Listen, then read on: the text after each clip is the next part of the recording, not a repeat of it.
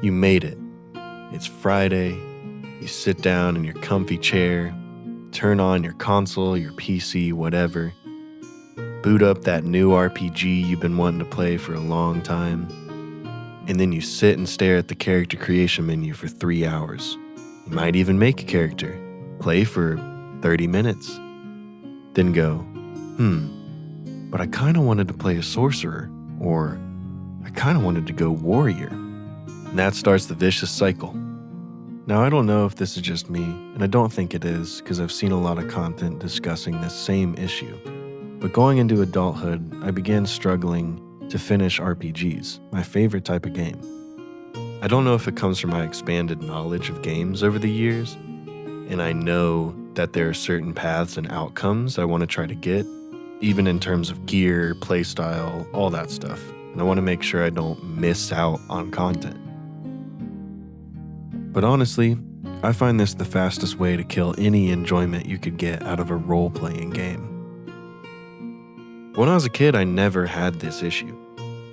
I just fired up the game, let's say Skyrim for instance. Picked a frickin' Nord because Nords are cool, and I played Mount & Blade Warband and only played Nords. So I jumped right in.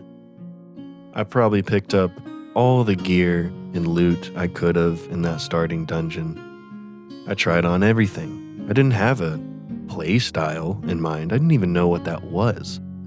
I just knew I liked gear, I liked armor, and I liked swords. That was about it. And so I just went straight into the game, just playing. I didn't make another Skyrim character for years. Just played that one guy, that one Nord, for most of my middle school and probably the first half of high school. Then I finally started making new characters.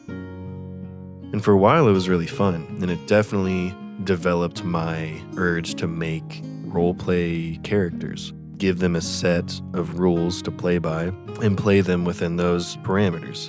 And it's really fun, and it's something that I've grown up loving doing. Like, I like to make Pinterest boards, make a bunch of character ideas, put a bunch of themes together and slap them all together, and kind of see what the vibe is that I want to go for these characters and kind of the story that I have in mind. But this has all led to a problem of mine. And I just wanted to give you some of my tips and advice that I've learned and come across that have helped me kind of settle in and pick a character to play. And just get back to having fun and not worrying about, oh, did I pick the right class, or all the grass is greener on the other side bull crap that you have running through your brain. So, what have I done about it? Well, first I made about 3 different characters starting out. So I allowed myself to bounce back and forth between these characters depending on my mood, which one I felt more pulled to in that day, and I stopped putting the pressure on myself to pick the perfect playthrough off the bat. I started allowing myself to have a messy playthrough, have a playthrough where I make mistakes and live with those mistakes. I'm gonna have fun either way, but what I'm not having fun doing is restarting all the dang time. So that was the first thing I did. I allowed myself to juggle between 2 or 3 different characters in many different games. I did this with Oblivion Remastered.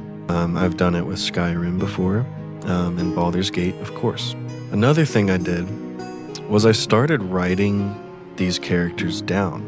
I began journaling, and I always found that I would have a natural inclination and natural attachment to one of these characters over the other. I would be inspired, I'd be writing the backstory, I'd be writing about what they did for this certain situation, how they handled dialogue, how they go through the world. And so journaling was a big help.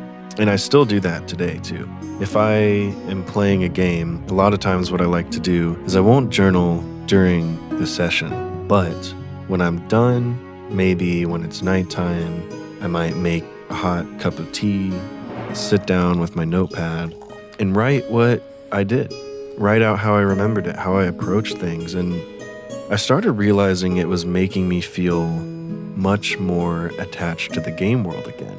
I started feeling that spark that I had when I was a childhood. I was engaged. I was deeply immersed in these worlds because I would sit and recall what happened during my time spent in that game. So I definitely recommend journaling. Even if you think it's weird or you think that it's too much work, writing stuff down really helps you hone in what you enjoy. And you've got to find what you gravitate towards in games. And journaling and writing things down and swapping between 3 different play styles helped me narrow it down. I might wake up one day and go, I want to play the big 2-handed barbarian and rage and just simple unga bunga. But what I would realize is if I had a warrior, a mage, and a thief ranger character, that ranger styled character got 10 to 20 plus more hours into the playthrough than the others.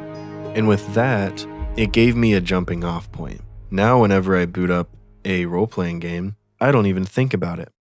And like I said, let it be messy. Don't look up guides, just play it. We live in a world today where everything you could ever possibly want to know about a video game is on the internet within 4 hours of its release. Avoid all that stuff. You're just going to give yourself pressure to play it a certain way. I remember back when I played The Witcher 3 for the first time, I didn't look up anything about it.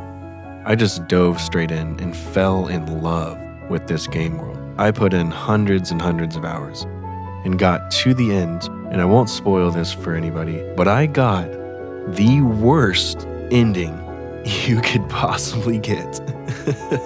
And I was stunned.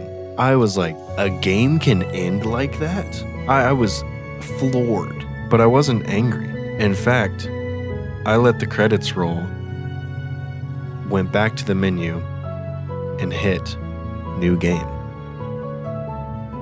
And had even more of a blast my second time. So thinking back to that experience, it's okay to have a messy playthrough. It's okay to not have the perfect run your first time. And being able to tell myself that and to tap back in to a facet of my childhood and how I liked to enjoy things has opened up the doors to allow me to come back and enjoy these games for what they are. A beautiful story that you get to help tell.